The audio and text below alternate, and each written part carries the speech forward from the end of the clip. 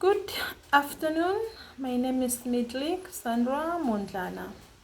Okay, I'm going to be doing a presentation under the topic genetics contributions to personality and behavior. Okay. First of all, I would like to explain what are genetics. Genetics, it is the study of genes that pass from one generation to the next generation. Okay. DNA, it is the genetic code that gives instructions on how the body must grow and develop. Okay, like our eye color, our hair color, our skin color, which is the melanin, and our height. Okay, this is determined by the DNA, which is the genetic code. Okay, it gives instructions on how the body must grow and our height and develop. Okay, the phenotypes, the things that we see with our naked eyes, this is the work of the DNA. It gives those instructions on how this body must grow and how this body must develop. Okay, I'm gonna give a story before I proceed, so you can see how the genetics contribute to people's behaviors and personality, our personality traits. Okay, I'm gonna give a story about twins, two brothers who were separated from birth. Okay, they were separated from birth and they only met when they were 39 years old. Okay, despite their living environments, because I just said now they were separated, they shared a lot of personality traits. It runs in their blood, it runs in their bloodline, it is inherited from their genetics. Okay, both of them, they were working as deputy sheriffs. Both of them, they preferred numbers over theory, so they loved mathematics. Both of them. Okay, both of them, they married twice. The first wife's names were Linda's and the second wife's name were Betty's. So they married, they divorced, and they remarried again. Okay, so both of them, they loved carpentry, and they also liked to draw. Both of them. So you can see, you can illustrate. You can see how genetics have a strong, how genetics have a strong contribution to our behaviors and personality, because these things do not come randomly. They're inherited. They run in the bloodline. They're living their lives the way they do unknowingly, but in different environments, sharing a lot of similarities. So this illustrates how genetics contribute to our behaviors. Okay, we can see by their behaviors that this runs in the bloodline, is their genetics. Okay, because they did almost everything the same way. Their behaviors, they did almost the same way.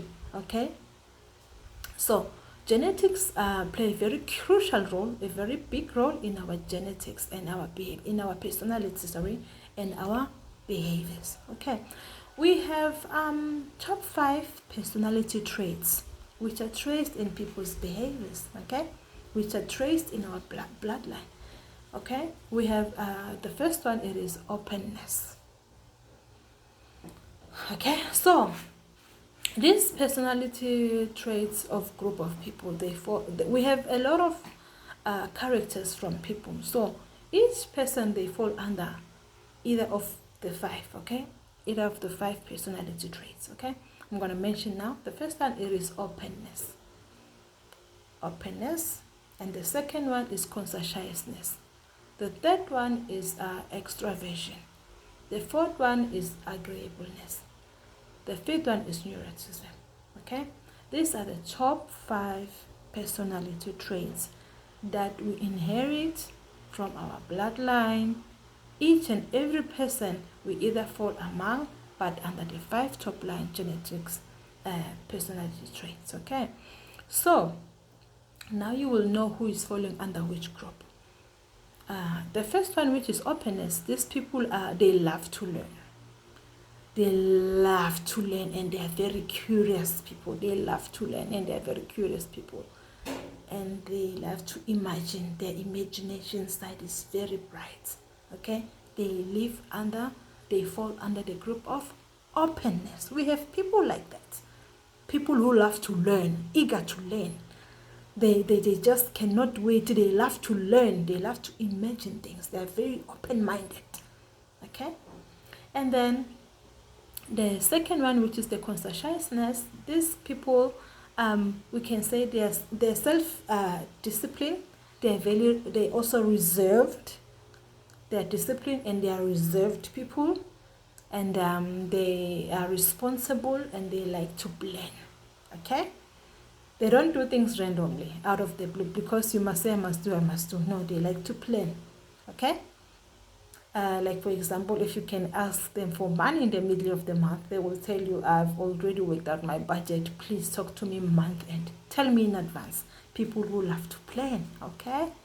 And then the third one, which is extraversion. They show positive emotions. They're all over the place. They are talkative as well.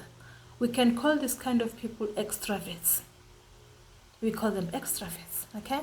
When this person is here, you can feel that Mr. Conry is here. And when Mr. Conry is not here, you can also feel with their absence. You can feel their absence. You can feel their presence. These people are under extraversion. We call them extroverts. These personality traits are traced in the bloodline. These things are coming from genetics. If your mother was an extrovert, you are most likely to be an extrovert because you inherited that mutation gene from your mother. Or either way, from the paternal or from your maternal. Okay.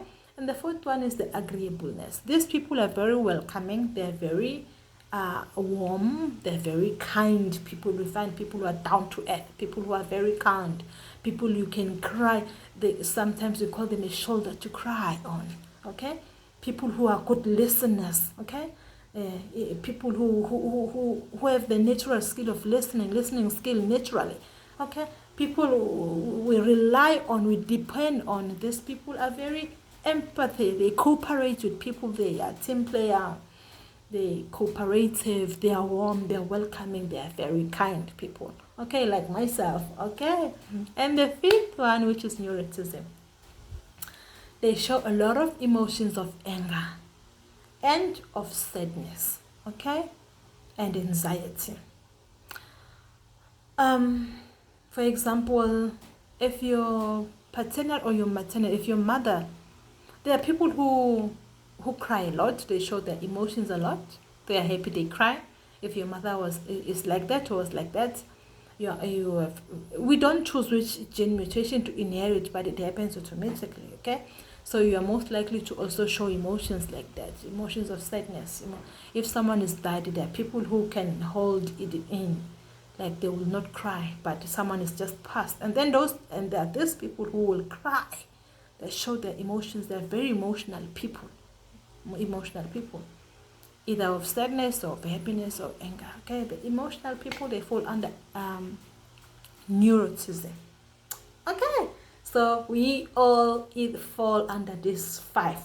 So now you know when these people show this kind of behavior, they fall under openness. When they show this kind of behavior, they show under conscientiousness. They show under extraversion. These are extroverts. And the conscientiousness, they show under introverts. And the agreeableness, these are kind people. We know who is falling under which group. Okay. So genetics influence the brain structure and functions. Neurotransmitters. Okay. Neurotransmitters, genetics influence the production and regulations. Okay, production and regulation of neurotransmitters such as the serotonin and the dopamine. Okay, which play a very good role in our emotions.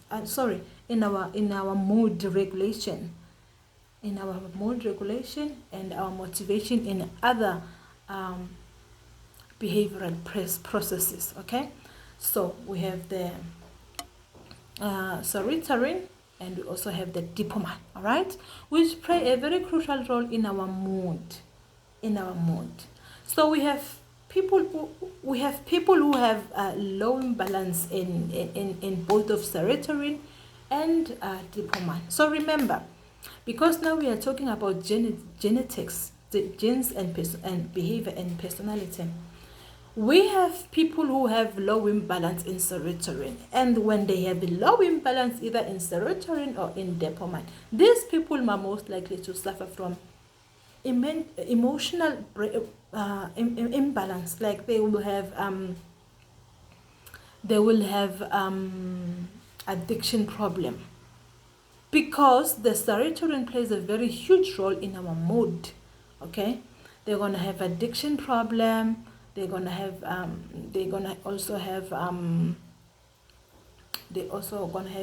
hallucinations. Okay, both of the serotonin and the dopamine. They're gonna have problem with stiffness in their muscles as well. Okay, so right now I want to make an example on physical symptoms and mental symptoms. Okay, and the people who have low imbalance in serotonin and also in dopamine. Okay, so number one, they low imbalance in serotonin and dopamine. The physical one, it's muscle stiffness. They have stiffness in their muscles and drooling, and they can't control the movement of their eyes. The movement of their eyes, they cannot control it. That is physical, things that we can see, which are inherited. Those are inherited. The genetics things that we inherited from our family. You get people who have stiff muscles naturally. You get people who have eye movement, which are uncontrollable, as well as inherited from our families. And you also have people who suffer from drooling, which is also inherited from our paternal or maternal. And we also have these things, the symptoms and the mental low imbalance of serotonin and dopamine, and they show mental symptoms. Okay, the first one is they are unmotivated. Things that they used to love, they no longer have interest of them. They just lost interest in things that they used to love. Secondly, they have depression, and they also have a low sex drive, and they also have hallucinations, and they also suffer from addiction, and they also have trouble with sleeping, and they also have short-term memory. Okay, so I'm gonna elaborate each of these symptoms that I've just mentioned now in the mental. People who have problems with sleeping, we call that insomnia. Okay, people who are suffering from insomnia, because we have people who have trouble sleeping at night, they sleep during the day. So if you are suffering, if these people who have inherited the gene mutation of insomnia, they don't maintain their sleep. They don't know how to keep their sleep during the night. They wake up, they sleep few amounts of hours, and they wake up. They struggle to sleep, and they wake up. They sleep during the day. They are always cranky. They're always tired. They can't concentrate, and they do a lot of mistakes, and they cause a lot of accidents because they can't maintain their sleep, so they're always tired. They only sleep during the day. So if you see a person who is always sleeping during the day, who is always cranky, they can't even concentrate. It is that gene that they've inherited from their either maternal or paternal. It can be traced in their bloodline, can be traced in their families. So it does not come out of nowhere. It comes from the bloodline. It can be traced. It is a gene mutation that has been inherited. Okay. So we also have people who have suffered from depression. Okay, mentally. These are the mental symptoms, remember. So I'm going to give an example of a person who is suffering from depression. This person, I'm going to give an example of a student. Okay, a student who is suffering from depression, they're most likely not to participate in class. They're not going to go to class. They're not going to submit their assignment in time. They're not going to associate with other peers. They're going to isolate themselves and they're suicidal. Yes, people are suffering from depression. Depression is also a gene mutation that is inherited from our paternal or maternal. It is inherited. Born like that. You have inherited this kind of a gene mutation. From your parents, it runs in the bloodline. Feeling unmotivated, you don't want to do things. It is even a struggle to get out of the bed. Even brushing teeth in the morning, they don't want to do it because they're suffering from anxiety and depression. They're not motivated.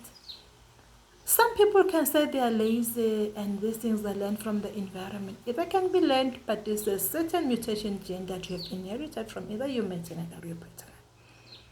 Depression, okay? So there are people who are suffering from depression because they've inherited this gene mutation from their bloodline, from their family, okay? We have people who are still, these are the symptoms still, I'm still under the mental side, okay? And then we also people who are suffering from hallucinations. Hallucinating. Hallucinating is, it's seeing things that are not there. Almost too crazy. But in the mental health, like we call it, psychologically we call it hallucinations.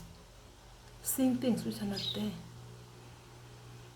Yes, hallucination, you are seeing things which are not there. Okay? And also a low sex drive, you lose interest in things that you used to enjoy. Things that you used to love. Things that motivate, that you had interest in. These people no longer have interest in those things. There is a low imbalance. There is a low imbalance in your serotonin. Okay? You show a lot of emotional breakdowns. Depressions, anxiety, stress, low sex drive. It falls all under the low imbalance of serotonin. Okay, so it is a genetic mutation that this person has inherited from their paternal or maternal. It is traced in the family bloodline. Okay, so addiction problem. Low imbalance of dopamine and serotonin. People are addicted to different kinds of things, okay? People are addicted to food. People are addicted to substances. People are addicted to ice cubes. People are addicted to medication. People are addicted to, you know, when it's raining, that smell of dust. People are also there are people who people are addicted to weird things and a lot of things. Okay, so we can combine it and just call addiction. Addiction problem it's a certain gene mutation that you've inherited it from your family bloodline. Okay, addictions. All right. So people who are addicted, they can't control it. They are not in control they overdo things. If it's alcohol, they are over drinking it. If your father, for example, had the problem of a drinking problem, you are most likely to inherit that because we do not choose which gene mutation to inherit from our families, from our parents. This gene mutation, they randomly just come. Okay, so we just see them by examining the behaviors. Okay, so mental health is inherited, like depression, anxiety. It is a mental imbalance in the neurotransmitters. Okay, it means there's a chemical imbalance in the neurotransmitters. There's a chemical that is not right. So in order to treat these things, we need to go for medications. So we don't just judge people because this one is a drunkard or this one is moody, because there are also people who suffer from mood problems. Today this person is happy and tomorrow they are not happy. Okay. Yes, those things are falling under genetics influencing the brain structures. Okay. So we also have brain structure genetic variation that can affect the development and the structure of a brain region. Okay, like the amygdala and the prefrontal. Okay, yes, and and the hippocampus, the prefrontal cortex, which show a lot of emotions and memory and decision making. Like for example, Alzheimer's disease, which is also inherited, which is a memory loss. We have people, for example, if your mother was forgetful, like you put a purse on the bed, in 5 minutes that person is forgotten where they put their purse. Is a certain gene mutation that causes those memory loss. For example, the Alzheimer's disease, Alzheimer's disease is a certain gene variation that causes that. It's another gene that causes that, which is Alzheimer, and cause memory problems. Okay. Yes. So I'm gonna give an examples of genetic contribution to behaviors and personality, which is extraversion and neuroticism. Intelligence level, the level of your intelligence, how smart you are, you've inherited from your parents, either from your mother. You get some people who say, when you are smart like your mother, for example. You are strict like your father. It's true. You have inherited those genes from either your maternal or your paternal. Okay. Temper. There is a certain gene mutation that deals with temperament. You get people who are moody, and they temper. They can't control their temper, their anger, their temper, their moods. You get people like that. They inherit those genes from their families. They can't control their temper, and some of them, they are moody. It's either temper or moody. It's temperament, and it is a certain gene mutation that contributes in our behaviors. You have inherited that gene from either your mother or from your father. Okay, and then there is like learning styles, the way you love to learn. There are people who like to learn during the night because in the night it's quiet. If your mother or your father used to learn like that when they are studying for an exam or studying just in general, they prefer to study during those personality traits, those behaviors. They prefer to study during the night because during the night it's more quiet. There are no distractions. The children are sleeping and it's quiet, and you are also most likely to study that way. You also prefer to study at night because it's more quiet. You have those study the learning styles, you have inherit them from either your mother or your father. So this is a contribution of your genetics, which you have contributed, that have contributed from your mother or your father. Okay, intelligence level. The way you are intelligent is also inherited from either your mother or your father. We inherit those gene mutations either from paternal or maternal. And we also have leadership roles. There are some genes that are linked to leadership roles. We inherit them from our parents as well. It is a certain gene that contribute to our behaviors. You find a person who is you get hired in the same time. You get hired in the same company the same time. 2-3 months down the line, they are supervisors. 3-4-5 months down the line, they are managers. The leadership is in their genes. When they are there, they are just chosen to be the one who can lead. They are never the follower. It runs in the bloodline. Do not be jealous. It runs in the family. If there is no one like that in your family, you cannot. Okay, you can learn it because in the environment also influences our personality and behaviors. But right now, we are illustrating how genetics contribute to our behaviors and personality. So these genes can be learned. They are genetics. As a certain gene mutation that is running in the bloodline of leadership. These families are leaders, wherever they go, at school, find the kids there. They're president of the school. Go to work, the mother is the manager. It's a family gene that runs in the family. It's not randomly. It can be learned in the environment, because the environment also influences. But right now, we are illustrating the genetic contribution to our personality and behavior. And then we also have risk-taking. Some genes that may make people to more likely to take risks.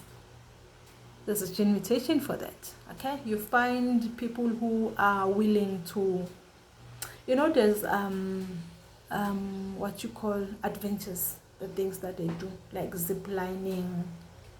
Yes, risk takers. They are not afraid of taking risk. People who can do scary things. They can take a risk. Excuse me.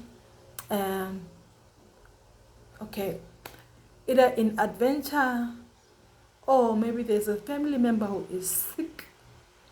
They are willing to risk their own lives to save another person. For example, your mother needs whatever transplant, and you are a match. They are willing to do that. These people are risk takers. They can save a life. They can lose a life to save a life. Or another example that I can make: if a building is burning and is collapsing, it's dangerous, and there's a child in that building, those people are willing to lose their lives to save another's life. They can go in that burning building. We are calling them heroes or sheroes. They can go in that burning building, go in there with full force to save that life, save that child who is in that building. Even if it's not a child, anyone who is in that building. Risk takers. It's right. They are brave people. They are not doing it randomly. They are brave people. They are not scared. They are not scared. They are very brave people. They can do. Not a lot of people. Not everyone can do that. Some people have phobias. They cannot even go anywhere close to an accident or a fire, or even giving their lungs for a donation to save someone's life. People have different kind of phobias. So we also have this kind of people who are very brave, who can give up their own lives to save another life. Okay, it is in the gene. Not everyone can do it. That's why there's specific kind of people. There's different kinds of personality traits. Remember that I've mentioned earlier in the top five quality personality traits. We find them in those groups. It's not everyone's job. It's not everyone who can risk it. It's few people who can do it. There is people who falling under those type of groups. In one group, those types of people. Okay, so we also have addiction tendencies. Okay, addiction tendencies. Okay, the substance that I talked about, it is not the only tendency. It is not the only addiction that people inherit. There's weird things that people eat soil. If your mother was eating soil, we women, we have this habit, and it's not only just the habit that we learn, it is also inherited.